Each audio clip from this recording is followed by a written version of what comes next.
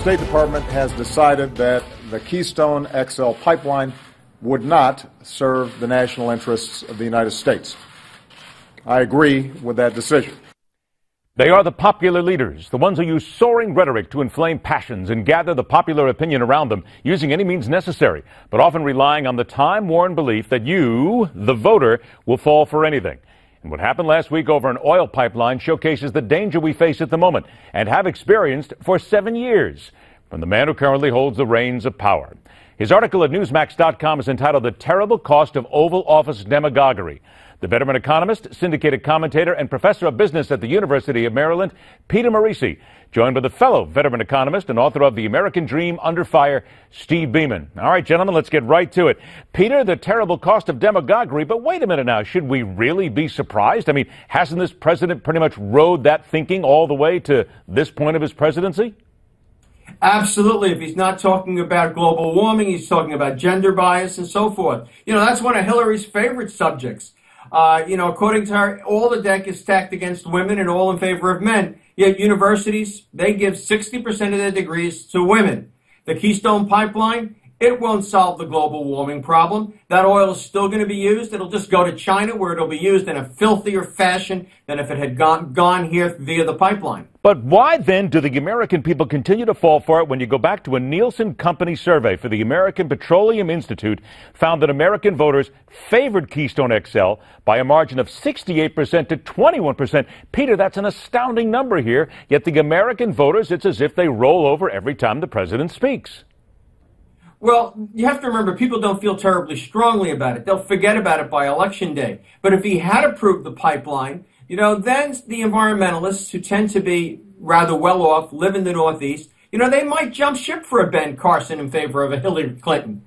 He might be able to appeal to them more effectively if they're disenchanted with the president. Not a large segment of votes, but you got to remember, our elections are determined by just a few percentage points. I'm telling you right now, there's the president. He's calling to see if you want to give to his campaign, Peter. We're going to guess that you will say no, and I'm going to go over to Steve Beaman on this one. Steve, when we talk about the economics of this, in your opinion, how far behind economically has the president's demagoguery, with consideration to the Keystone XL pipeline, really put us? Ed, I think it's far worse than that. If you dig through this and peel away the onion, you'll find that Burlington Northern Santa Fe Railways ship these 800,000 barrels, or would have shipped them now in lieu of the pipeline. And guess who owns that? That would be Warren Buffett, who has made significant contributions to the parties in power.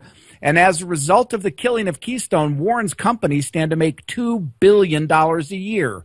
That's what drove this decision, not the environment. You bring up an excellent point when it comes down to what will happen to oil. Look, as Peter pointed out, the tar sands are not going to go away. The oil simply won't go away. So, Steve, then I guess what's happening is the Republicans are lining up against the president on this one.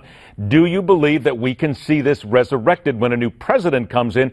And will it really make that much of a big economic impact at that point? I don't think it's going to make a huge economic impact from the standpoint that we've got low gas prices around now. The voters aren't going to see it. And the reality is this is a rather complicated scenario economically when you try to understand the cost differentials between shipping it by rail, shipping it by pipeline, et cetera. I think the American people, if you're already in the right, you're going to think it's a big issue. If you're already in the left, you're going to buy the environmental argument. The voters in the middle, by and large, aren't that sensitized to it. As Peter said, they're not really pro it. They just like the idea of it. And I think it won't be that big an issue, but I wish it would be, because the corruptive link between Warren Buffett and the parties in power is sickening. Peter, there's a great idea, and Steve brings this up, and he used the right phrase, I believe, a corruptive link. I have to come once again back to square one. We've seen it. Steve points it out. You know it as well as anybody else what goes on here, yet for whatever reason it never seems to get through the fog of getting to the American voter. Whose fault is that? Well, I think to some extent it's the fault of the American voter. Remember, most of them are not terribly well educated. Excuse me for sounding so elitist. But the folks that the Democrats appeal to want free stuff. It's the blue-collar worker that didn't finish high school, or the guy who only has a high school education who now has a disability pension. Those 7 million men who aren't working, collecting various kinds of government benefits. What they want to know is, are my government benefits going to continue? Now, against that background, you need money, and you need the support of the media. The purpose of a Keystone decision is in that front. It's to get you the money from people like Warren Buffett and to get you the support of the liberal media. You know, there was a report this morning in the Washington Times that only 7% of journalists nationwide affiliate with the Republican Party. Other than Newsmax, Fox, and the Washington Times, there's hardly a place for a conservative to go. I'm going to come to you, Steve, with about a minute left, and I want you to focus on something Peter just said, where he talked about well-educated. But then again, in his column, Peter also points out that basically you can be that educated. People can learn more. That's part of the problem. Isn't that what we need to point out? It's not that we're saying people are stupid. We're just saying, look, people, all you have to do, sheeple, if you will, pick up an internet connection, find a book somewhere, and educate yourself on this. You can learn about it. It's not that hard. Hey, I don't want to self-promote, but they should join the Society to Advance Financial Education at safefinancial.org. That is why we exist, because I believe people can understand this stuff. I believe people can know what they don't know, and that's the scary thing. People need to understand that this stuff's going on around them every day, and they can prosper from it if they become enlightened by it. Just as Peter teaches grad students and students at the university, the society wants to teach everybody what we all take for granted. Learn, people. Learn. Be here. That's what we're here for. Enough with the sheepskins. We can take care of it right here. First stop, go to the column at Newsmax.com. It is entitled The Terrible Cost of Oval Office Demagoguery. It is authored by Peter Morici. Peter, thanks so much. Steve Beaman, always a pleasure. You're right. We'll teach them. That's what we're here for. Gentlemen, thanks so much. We'll talk to you real soon.